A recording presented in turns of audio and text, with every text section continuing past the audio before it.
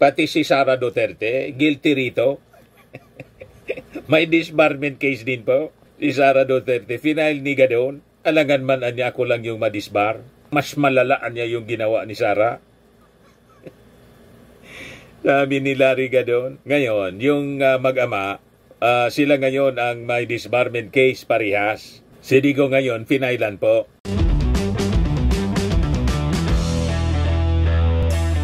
Ito naman po yung bago naming product na binibenta online. iGlow Serum, whitening po siya. Tingnan ninyo yung epekto sa aking anak na architect before and now. Yung mga inquiries po ninyo, dumiretso na lang kayo sa kanyang Facebook account, Riz Maravillas. Napakagandang balita mga kababayan, napakasayang balita ito para sa mga biktima ng yung nawala ng bahay sa Super Typhoon Yolanda. Tinunover na mga kababayan ng ating Pangulong Bongbong Marcos yung mga pabahay na hindi nagawa ng previous administration. Malamang sasama na naman ang loob nito ng mga DDS. Kasi yung patron nila mga kababayan inutil. Minalas pa ngayon, finailan ng disbarment mga kababayan si Digong ng mga biktima ng AJ case. So yun ang mga balita. Yung anak niyang si Sara Duterte, noong November last year, finailan ng disbarment ni Larry Gadon. Sabi ni Larry Gadon, hindi pwede yan, ako lang. Na-disbar kasi si na-disbarred si si former attorney Larry Gadon.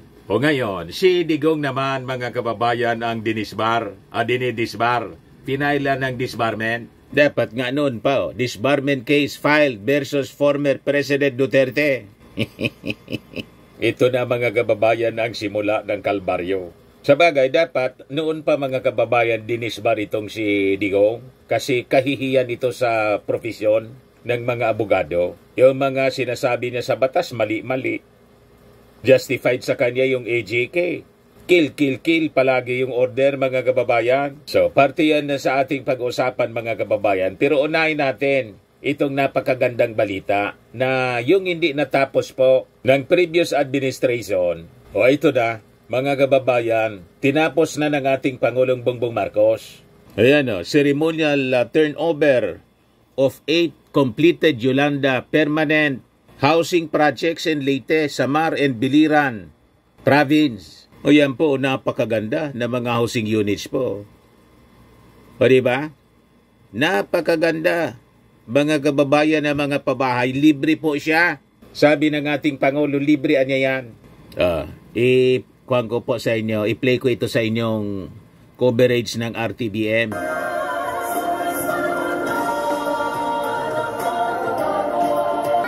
O diba? With Martin Romualdez, Speaker.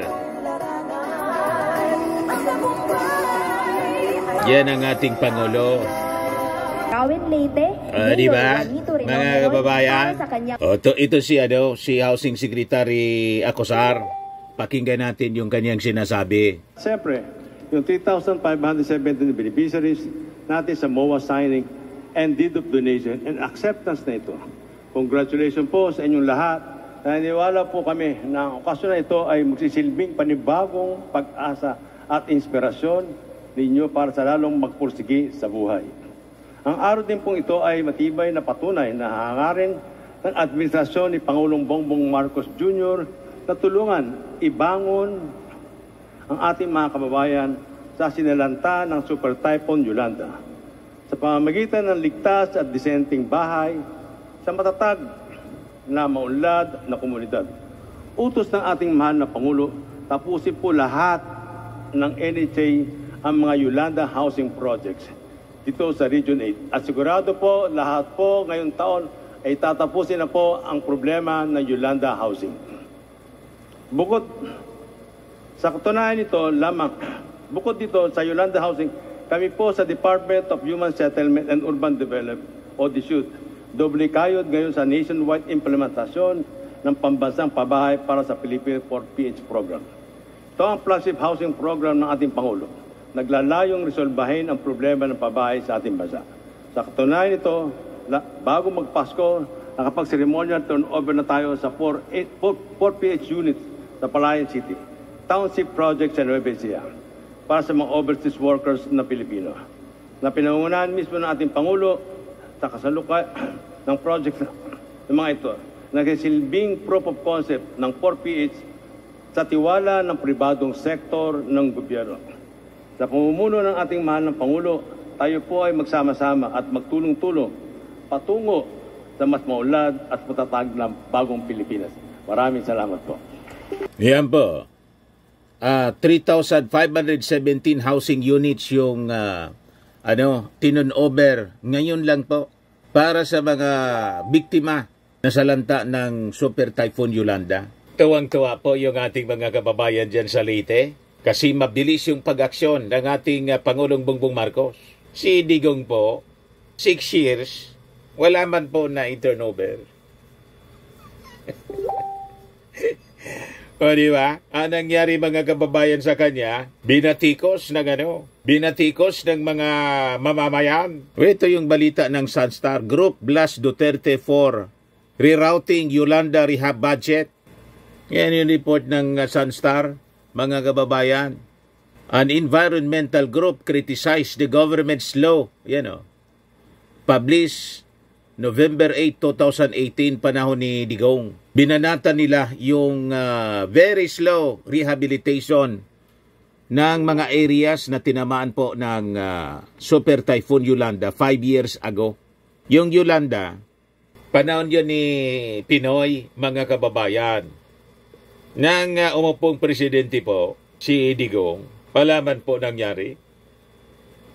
Kaya galit yung mga environmental group. 50 members of Philippine Movement of Climate Justice held a protest rally Thursday morning, November 8 in Cebu City, condemning President Rodrigo Duterte's decision to stop the release of 7.5 billion funds, 7.5 billion pesos funds for the construction of houses. Pinigil niya yung release ng pondo. Kaya wala po nangyari, walang natapos.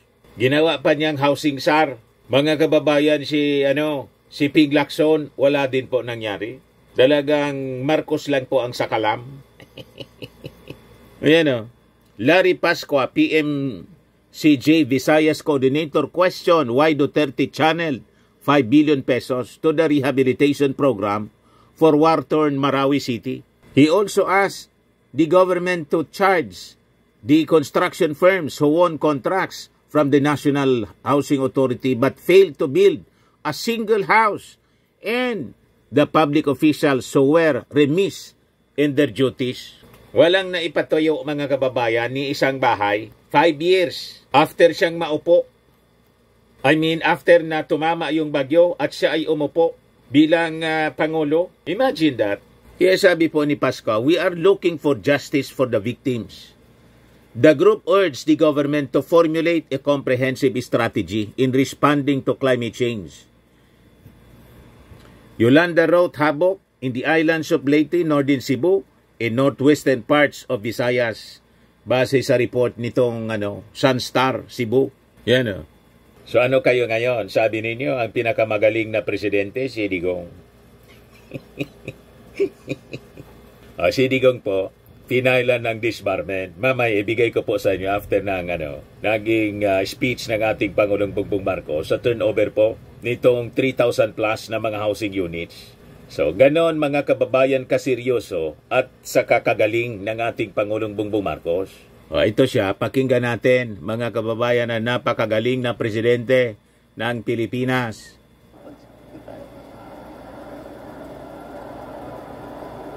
Ang ating kalihim ng Human Settlements and Urban Development, si Secretary Jerry Acusar at yung mga ibang member ng kabinete na nandito ngayong umaga, ang Tingog Party List Representative Judah Sidre, the Province of Leyte Governor Carlos Jericho Petilla, Municipality of Burauen Mayor Juanito Renomeron, other local government officials, mga benepisyaryo ng ating housing project sa mga probinsya ng Samar, Biliran at Leyte. Mga kapwa kong manggagawa sa pamahalaan, mga minamahal kong kababayan, maupay nga aga hayong nga natanan.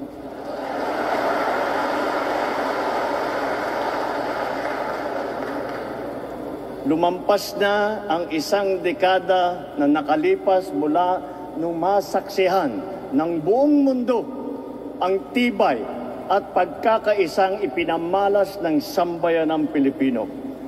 Itinuturing na isa sa pinakamalakas na bagyo na tumama sa buong mundo. Ang Yolanda ay nag-iwan ng pinsala sa infrastruktura at kabuhayan at kumitil ng libu-libong buhay. Sa kabila ng mga pagsusubok natin ng kalikasan, ipinakita natin ang angkin ng lakas na loob, pananampalataya at dedikasyon na malagpasan ang bawat hamon. Kaagapay ng sambayanang Pilipino, patuloy ang pamahalaan sa pagsisikap na gawing mas handa at mas ligtas, hindi lamang dito sa Region 8 kung hindi sa buong Pilipinas.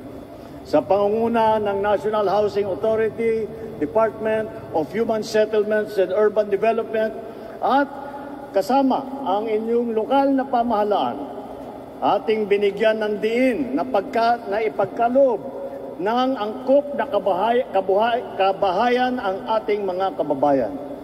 Nagpatayo tayo ng mga bahay na matibay at kayang siguruhing ligtas ang inyong pamilya sa gitna ng mga hamon ng kalikasan. Yan ay dahil sa disaster resilient housing design na masusing isinagawa ng National Housing Authority.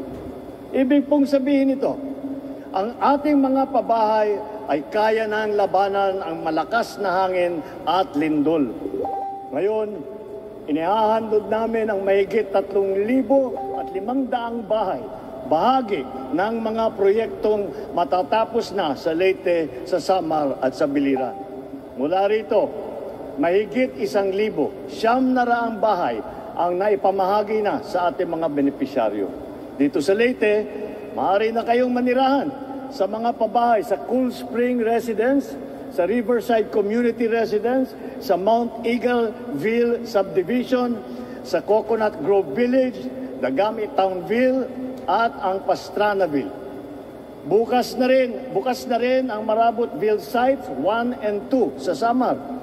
Habang sa Biliran naman, ang Kulaba Housing Project ay handa nang tumanggap ng daan-daan nating mga kababayan. Para po sa mga benepisyaryo ng Yolanda Permanent Housing Program, hindi ninyo po kailangan magbayad na ng amortisasyon. Libre na po ang inyong bahay at lote.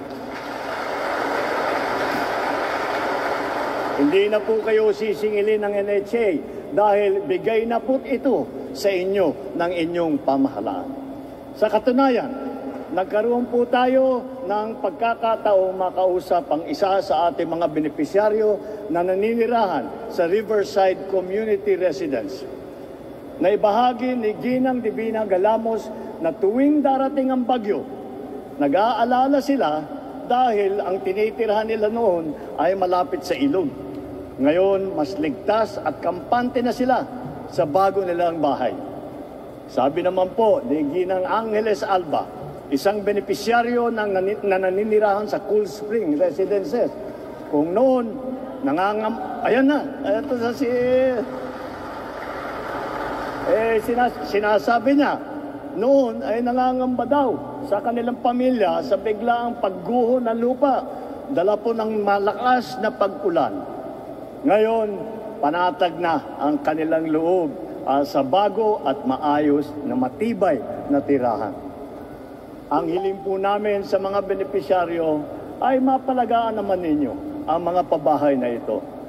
Sa DHSUD, DSUD at sa NHA, inaasahan ko na palalawigin pa ninyo ang pagtuklas at paggamit ng mga disenyo ng pabahay na mas matibay pa, mas angkop sa pagbabago ng klima at hamon ng panahon. Kaugnay dito, tuloy-tuloy ang ating pagsulong ng mga hakbang upang mabawasan ang pinsalang bunsod ng mga kalamidad. Mayroon pong flood mitigation project dito sa Leyte. Ito po yung Leyte Tide Embankment Project na layong mabigyan ng proteksyon laban sa malalakas na alon ang mga komunidad na malapit sa dagat. Lagpas sa kalahati na ang nagawa sa proyektong ito. Hangad ko sana na sa lalong madaling panahon ay matapos na rin ito ng DPWH o Department of Public Works and Highways.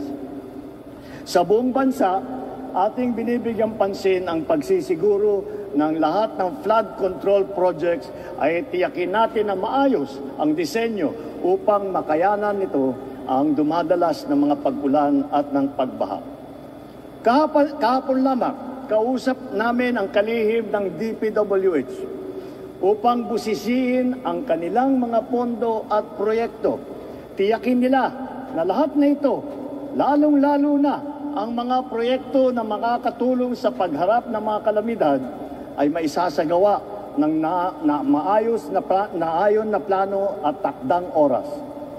Noong nakaraang taon, napabilang ang ating bansa sa Loss and Damage Fund Board.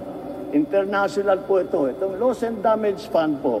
Dahil ang sinasabi ng mga developing country ay sinasabi natin sa mga developed country, kaya nagkaroon ng climate change, kaya kami naghihirap, kaya tinatamaan kami ng bagyo na napakalakas, ay dahil sa kanyang industriya na ginawa ninyo sa 200 taon.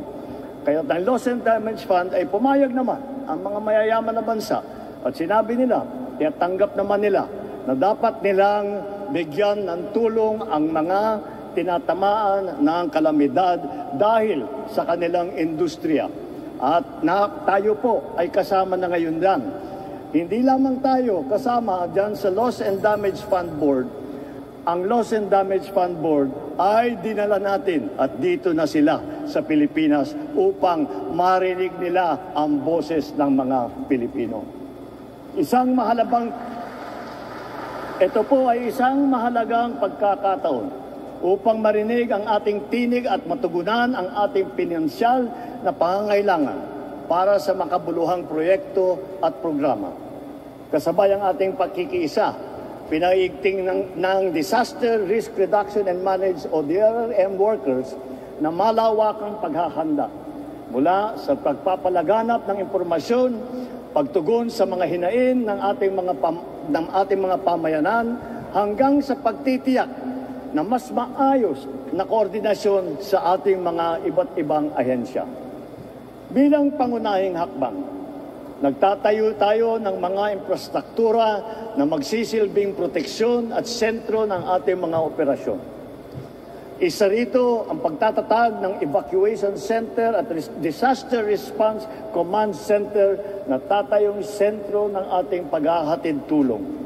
Sa bagong Pilipinas, hangad namin na makita kayong matagumpay, hindi lamang para sa inyong sarili, kundi para rin sa kinabukasan ng mga susunod na ating henerasyon. Sama-sama natin pahalagahan ang mga tahanang ito na siyang magsisilbing pundasyon ng mas matatag na pamayanan at mas maaliwalas na kinabukasan. Sa patuloy nating pagtutulungan at pagkikipagkapwa, naniniwala ako, makakamit natin ang isang matatag, progresibo at maunlad na bagong Pilipinas. Maraming salamat po. Mabuhay po kayong lahat. Damong salamat. Maraming salamat po, mahal na Pangulo.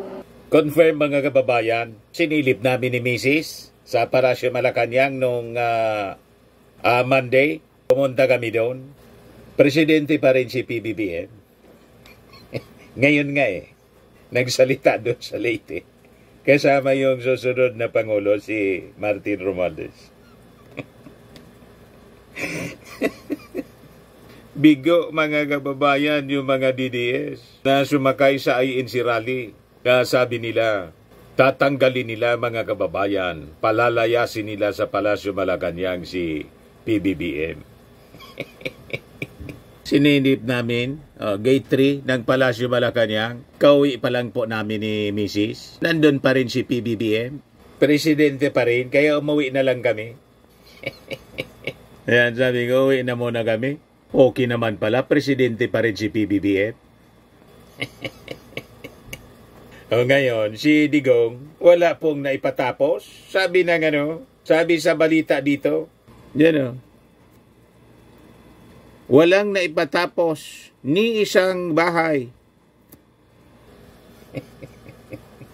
Tapos ang lakas ng loob ng mga DDS sabing ang pinakamagaling daw na presidente si Digong. Wala ngang naipatapos na pabahay sa mga biktima ng Yolanda. 5 years after na tumama yung Super Typhoon Yolanda, naglagay pa siya ng isang rehabilitation SAR, si Ping Lacson. Wala ding nagawa. You see? O ngayon, yung pinakamagaling ninyong presidente, mga DDS, naharap ngayon sa disbarment case. Deserve. Ayan o, finailan po ng disbarment case. Pinapatanggal bilang abogado. Diyan sabi dito sa balita, Human Rights Group Karapatan, several human rights advocates and religious leaders together with relatives of victims of extrajudicial killings on Friday filed a disbarment case against former President Rodrigo Duterte. Sa kanilang reklamo, sabi ng mga complainants, Duterte violated the Code of Professional Responsibility and Accountability in for conduct unbecoming of a lawyer. Sabi ni Attorney Vicente Jaime V.J. Topacio, with Duterte's invocation of his role as lawyer and prosecutor, as some kind of authority in his recent testimony at the hearings at the House of Representatives and the Senate, we believe it is time for victims of human rights violations to speak up. It is time for us to appeal to the Supreme Court to reinforce how the law should work in the Philippines, how the law should shield victims of human rights violations as they seek justice and should ensure dignified and proper conduct in the law, in the practice of law. Hindi po bagay maging abogado si Digong. At yung kanyang mga sabi, estudyante sa criminal law, mali man po yung mali man yung natutunan, mali yung turo ni Digong. Sa bagay, by his own admission po, nung nagkaklase siya, mga kababayan, sa College of Law, San Beda, 75 man lang daw kasi yung grado niya. Pasang awa po. Ito yung inabot natin, mga kababayan. Ngayon, ano ba yung mga grounds sa pagdisbar ng isang abogado? Ayan po ang mga grounds. A lawyer in the Philippines can be disbarred for a number of reasons, including misconduct. Guilty dito si gross misconduct, deceit, or malpractice. Immoral conduct, yun pa po. Grossly immoral conduct. Ito, criminal conviction, wala pa. Conviction for a crime involving moral turpitude. Tapos, violating the lawyer's oath.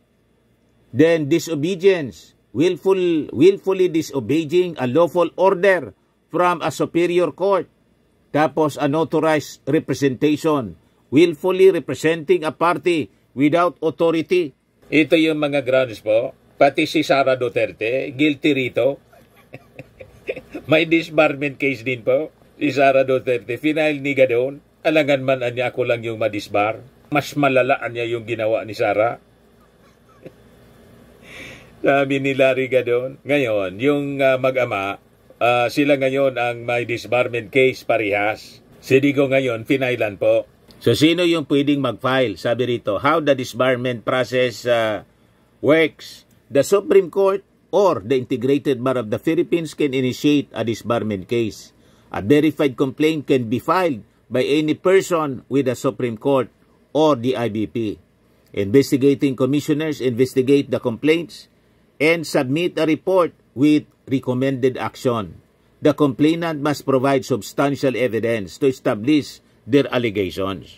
So, tingnan natin mga kababayan kung ano mangyari sa disbarment case, final, laban mga kababayan kay Digong. Wala pa tayong balita, development yung disbarment case ni Gadon, laban kay Sara. So ito yung mga susubaybayan natin other than yung impeachment cases na final kay Sara Duterte at yung recommendation ng Quadcom na crimes against humanity laban kay Digong, Bongo, Bato at iba pang mga personalities. So marami tayo mga kababayan na aabangan na mga balita. Pero ang maganda, 5 years na hindi nagawa ni Digong na mabigyan ng pabahay yung mga biktima ng Yolanda, Super Typhoon Yolanda. Ngayon po, more than 3,500 plus na mga housing units tinunover ng ating Pangulong Bongbong Marcos sa mga beneficiaries. Libre po, walang babayaran sa NHA, ni 5 ang mga beneficiaries. Yan ang leader. Una, mga kababayan, yung pagkakautang ng mga farmers sa Comprehensive Agrarian Reform Program, sa mga bangko po. Lahat na yon in-erase ng ating Pangulong Bongbong Marcos. Lahat ng mga farmers na may utang, beneficiary ng agrarian reform, wala na silang utang ngayon. Buwelo na sila na magtrabaho para makapamuhay ng matiwasay sa pamamagitan ng kanilang mga sakahan na pag-ari na po nila. Ngayon naman po bahay. House in lot na po. Yung lote at saka bahay libre na pinamigay ng ating Pangulong Bongbong Marcos. Sagot ng ating gobyerno. So ito yung leader mga kababayan na makikita ninyo. Ang tunay na pagmamahal sa ating mga mamamayan. Pagkatapos pinag-intensyonan na tanggalin. Payag kayo, mga kababayan, na yung nag-intensyon na tanggalin yung ating Pangulo ni isang bahay po para sa Yolanda, walang naipagawa. O, di ba? Sa mga naghanap ng malinis and spacious fitness gym, pumunta lang po kayo sa aming Colossal Fitness Gym. We also offer Grab Car Rental with our brand new 2023 model ng Toyota Innova. We also accept booking for those who are planning to travel via PAL, Cebu Pacific, and other airline companies, local and international, and bills payment for Meralco Bills, PLDT, Aleco Bills, etc. Ang Colossal Fitness Gym is located at 3rd floor Security Bank Building, Landco Business Park, Legazpi City, Albay. For inquiries, look for Chilon Maravillas, contact number 0966-802-0949. Yan yung aming Innova. Lagi na pong matao sa amin. Pati mga foreigners po, tingnan ninyo, mga British tourists sila. Ang lalaki ng katawan na, mga kababayan, nag-gym sa amin. Ito naman po, Indian National. Ito mga mga European sila. Ito naman yung bago naming product na binibenta online, Eye Glow Serum. Whitening po siya galing sa South Korea. Tingnan ninyo yung epekto sa aking anak na architect entrepreneur, Riz Maravillas. For inquiries, look for Riz Maravillas on FB.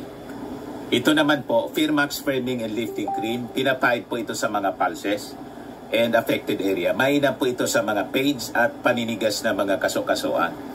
Ito po, Automax Radiant Serum. Sa mukha naman yung application. Anti-aging po siya. You will look 10 years younger than your age. Sa mga cancer patients naman po, baka lang gusto ninyo itong itry. Nengxia Red Mixed Fruit Drink. Hindi man po siya gamot, food supplement siya. Kaya lang, gawa siya mga kababayan sa goji berry. Yung goji berry may anti-cancer properties. Yung mga inquiries ninyo, dumiritso na lang kayo sa aming messenger sa Facebook para masagot namin agad. Ayos po. Ako po si Dante Maravillas. Bye-bye. God bless.